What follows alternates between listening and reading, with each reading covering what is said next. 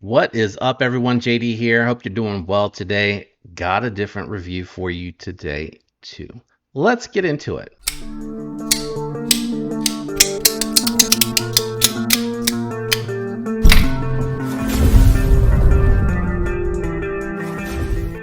So, on the table, I have a set of prototypes, three in fact, coming from Sage Knives and our boy over on Work Knife Balance.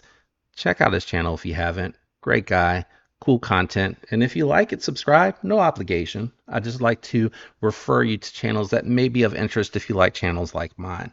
All right, let's go ahead and get these out of the way. I'm just going to, out the top, cover everything that I normally do. I'm going to do the size comparisons, profile, weight. Then I'm going to talk about the different offerings and then my thoughts and impressions on the knife, and hope that's okay for you guys. Let's go ahead and kick it off with a sub 3-inch. We're going to look at the Spyderco Para 3 as we move these up on the table just a little bit for that size comparison. And actually, just to eliminate the confusion, let's just do it with one knife. How about that? I think that's going to be better for everybody. There it is against the Para 3. You can see this is definitely a full-size knife, especially when you take into consideration how it compares against the Spyderco Shaman. Definitely 100% a full-size knife. Let me go ahead and move this out of the way. Let's do a medium-sized knife with the Migueron Couric 2. And then let's do a budget full size. Here it is against the Sentinel. What is this knife called? The Sentinel Strike? Is that right? Yeah, the Sentinel Strike. I don't know why I was like doubting myself. As you can see, this is a full-size knife, a little bit smaller than the Sentinel Strike, and just a touch bigger than the Migueron Couric 2. Man, this is just such an awesome knife. Love that thing. All right, let's get them all out of the way. Let's check the weight. I skipped profile, so we'll do that. We'll come back and do that in a second. So we're going to take two. We're going to weigh them all. We're going to weigh them all to see if there's any consistency. That's a good thing we can do right here with three different ones. The first two are the budget brand or the budget variants. So you got 4 ounces on the green. You have 4 ounces, so very consistent on the blue. And on the silver, what? That is surprising. I'm not going to lie. They did a really good job keeping that weight very close with all three of these. Really quickly, let's take the blue one. Profile comparison against the knives that we just compared to. They're going to be a little tough to do. I'm doing my best here. I'm sorry. So about a little bit thinner. The Sentinel's a little bit thinner. Let's check it against the Shaman since it's full-sized.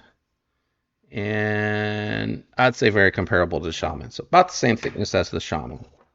All right, I'm going to start with the budget variant first. I'm just going to use the blue one since I have it here. I think the purpose of sending two of the budget variants is so that you could kind of see the consistency, but also to see two different offerings in color here. So I'm going to run through the offerings and then we'll do thoughts and impressions last. So right now you can get the budget variants of the Rango, and I'm sorry, I think I'm just now saying the name for the first time, but the Sage Knives Rango. If you go on the Kickstarter, you get about a $10 discount, and the range for the Rango is going to be somewhere between $65 and $80. I do wish with the prototypes they had an exact price, because I think $80 is going to be a little bit on the high end for what you're getting here, in my opinion. I think 70 to 75 is that sweet spot, and then they could give it to you for 65 if it's 70. They can give it to you for 70 if it's 75 when it comes to retail. When it comes to retail, the range is 75 to 90, and I think that's just too high. I think this knife at 70 to 80 bucks is that range right there that you want to get. So whatever they need to do to get into that range, I think is where you want to be. So you get a 3.49 inch 14C 28N blade done in a sheep's foot, and you get contoured G10 scales. Wait, Is it G10? Let me double check that. Yeah, G10 scales. I got that correct. And you get some really interesting milling patterns that you don't normally see on just plain Jane G10 scales.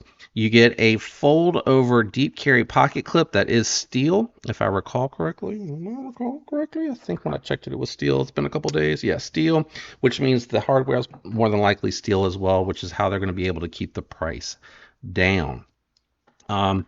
Let me think here. You got. I'm just going to move to one now. We've looked at the two of them. I'm just going to move to the one so I can work through the knife. Good ergos. It's fairly comfortable in hand for me with the larger size hand. Sorry, I wrote on myself. Apparently, I do come on to. That's what she said.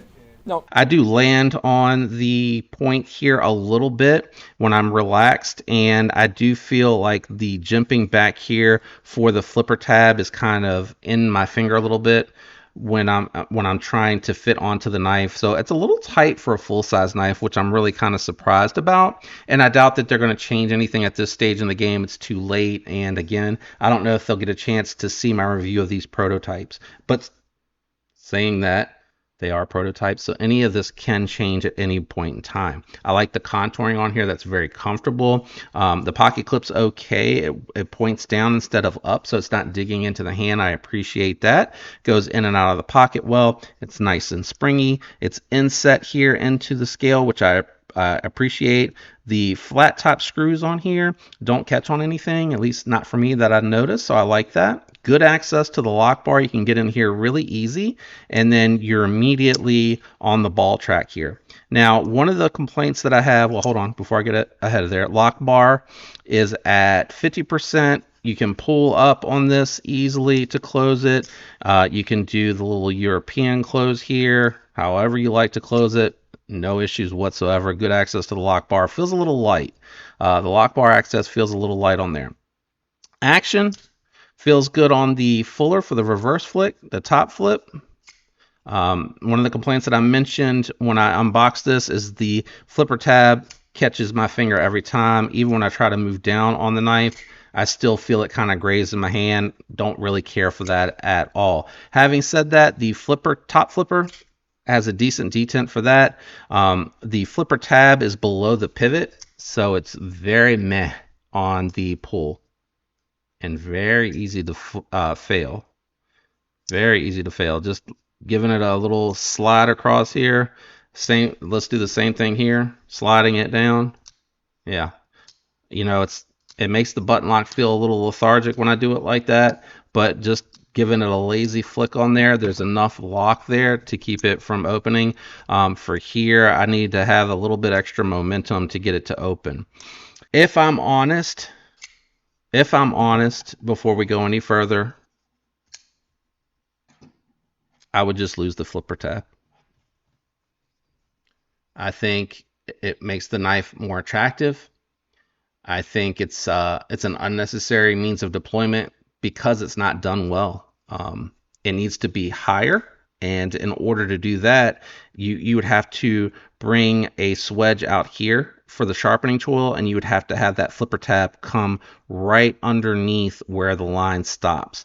If you moved it up that much right here, and you brought your sharpening tool into the blade's edge, which you have plenty of it, just have it come out here and round this out into it. So round it out into it and have it land up here instead. Let me see, I think I have, let's use the pen. Have it land here instead, and then just kind of contour this in. You would then take that leverage from being underneath the pivot and you would have it in line with the pivot. And that is going to make it much more snappy. That one change will make a huge difference if you feel like you have to have the flipper tab. My recommendation would be to get rid of it. I think the knife is more attractive with it.